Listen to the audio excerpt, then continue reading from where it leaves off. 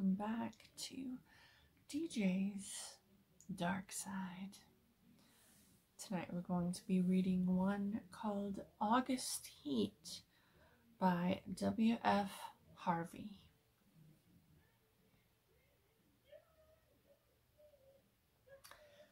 I have had what I believe to be the most remarkable day in my life, and while the events are still fresh in my mind, I wish to put them down on paper as clearly as possible. Let me say at the outset that my name is James Clarence Withencroft. I am 40 years old, in perfect health, and never having known a day's illness. By profession, I am an artist, not a very successful one, but I earn enough money by my black and white work to satisfy my necessary wants. My only near relative, a sister, died 5 years ago, so that I am independent. I breakfasted this morning at 9, and after glancing through the morning paper, I lighted my pipe and proceeded to let my mind wander in the hope that I might chance upon some subject for my pencil. The room, though door and windows were open, was oppressively hot, and I had just made up my mind that the coolest and most comfortable place in the neighborhood would be the deep end of the public swimming bath, when the idea came. I began to draw.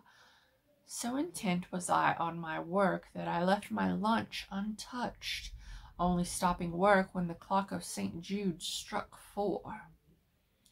The final result for a hurried sketch was, I felt sure, the best thing I had done.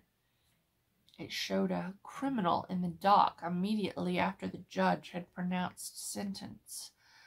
The man was fat, enormously fat. The flesh hung in rolls about his chin. It creased his huge, stumpy neck. He was clean-shaven. Perhaps I should say a few days before he must have clean-shaven, and almost bald. He stood in the dock, his short, clumsy fingers clasping the rail, looking straight in front of him. The feeling that his expression conveyed was not so much one of horror as of utter, absolute collapse. There seemed nothing in the man strong enough to sustain that mountain of flesh. I rolled up the sketch and, without quite knowing why, placed it in my pocket. Then, with the rare sense of happiness with the knowledge of a good thing well done gives, I left the house. I believe that I set out with the idea of calling upon Trenton, for I remember walking along Lytton Street and turning to the right along Gilchrist Road at the bottom of the hill where the men were at work on new tram lines. From there onwards I have only the vaguest recollection of where I went. The one thing of which I was fully conscious was the awful heat that came up from the dusty asphalt pavement as an almost palpable wave. I longed for the thunder promised by the great banks of copper-colored cloud that hung low over the western sky. I must have walked 5 or 6 miles when a small boy roused me from my reverie by asking the time. It was 20 minutes to 7. When he left me, I began to take stock of my bearings. I found myself standing before a gate that led into a yard bordered by a strip of thirsty earth, where there were flowers, purple stock and scarlet geranium. Above the entrance was a board with the inscription, C.H.S. Atkinson, Monumental Mason, Worker in English and Italian Marbles. From the yard itself came a cheery whistle, the noise of hammer blows, and the cold sound of steel melting stone. A sudden impulse made me enter. A man was sitting with his back towards me, Busy at work on a slab of curiously veined marble, he turned round as he heard my steps, and I stopped short. It was the man I had been drawing, whose portrait lay in my pocket. He sat there, huge and elephantine, and sweat pouring from his scalp, which he wiped with a red silk handkerchief. But though the face was the same, the expression was absolutely different. He greeted me smiling, as if we were old friends, and shook my hand. I apologized for my intrusion. "Everything is hot and glary outside," I said. "This seems an oasis in the wilderness." I don't know about oasis," he replied, "but it certainly is hot, and hot as hell. Take a seat, sir." He pointed to the end of the gravestone on which he was at work, and I sat down. "That's a beautiful piece of stone you've got hold of," I said. He shook his head. "In a way it is," he answered. "The surface here is as fine as anything you could wish, but there's a big flaw at the back, though I don't expect you'd ever notice it. I could never make really good job of a bit of marble like that. It would be all right in the summer like this. It wouldn't mind the blasted heat, but wait till the winter comes. There's nothing quite like a frost to find out the weak points in stone." "Then what's it for?" I asked.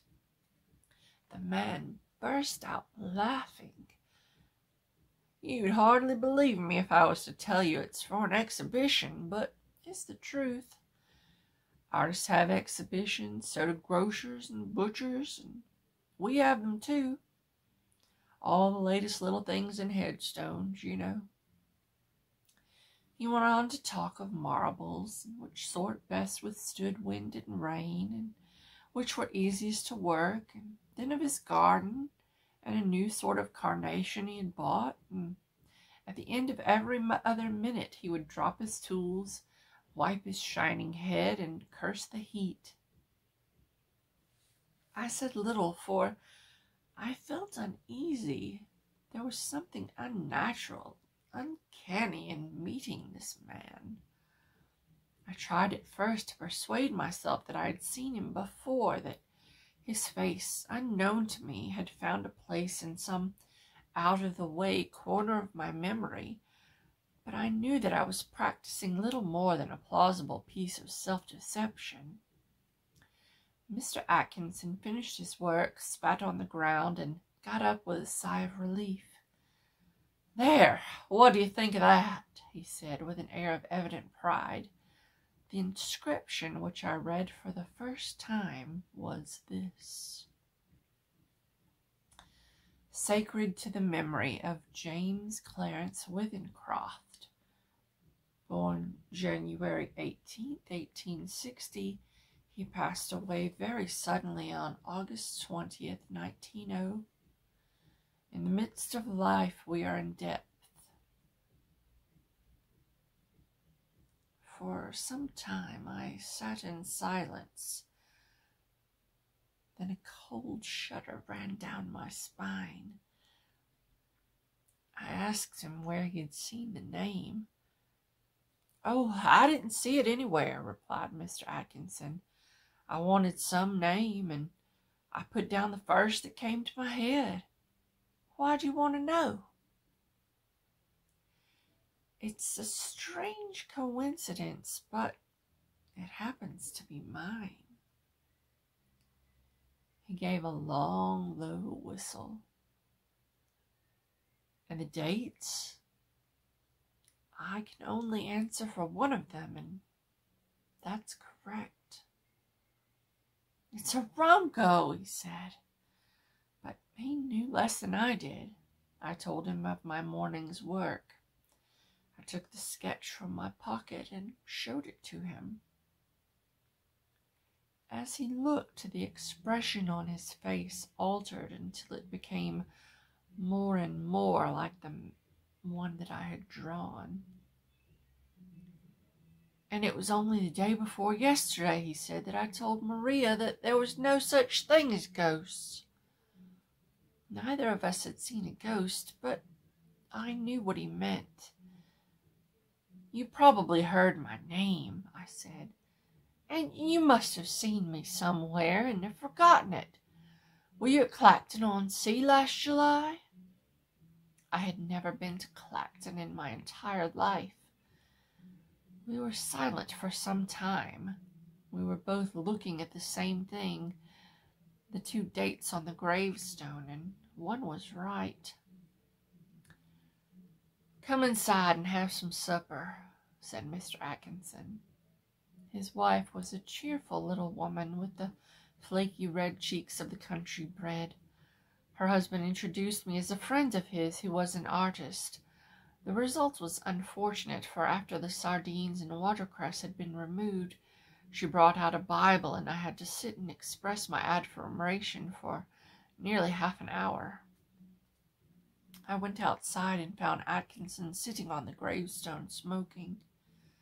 We resumed the conversation at the point we had left off.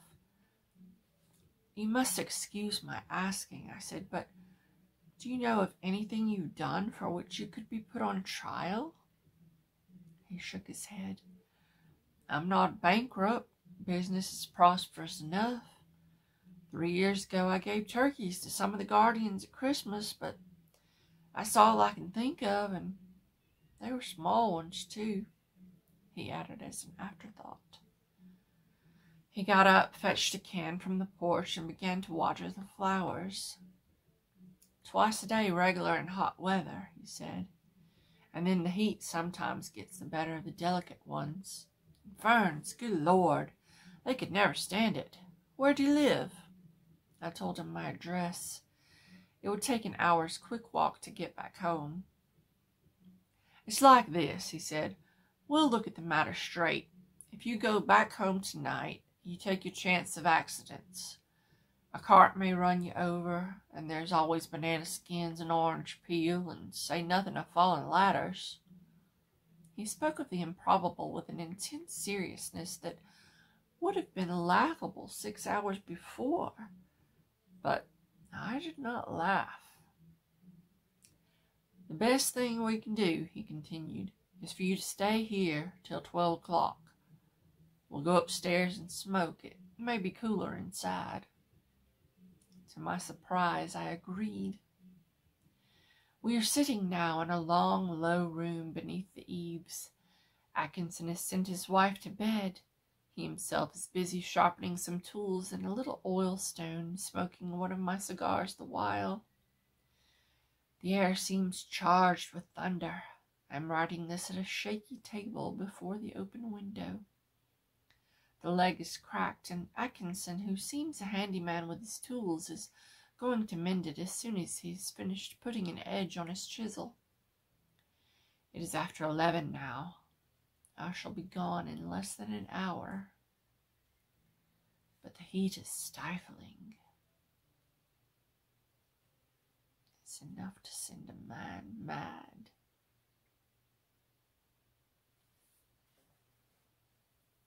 I hope you enjoyed.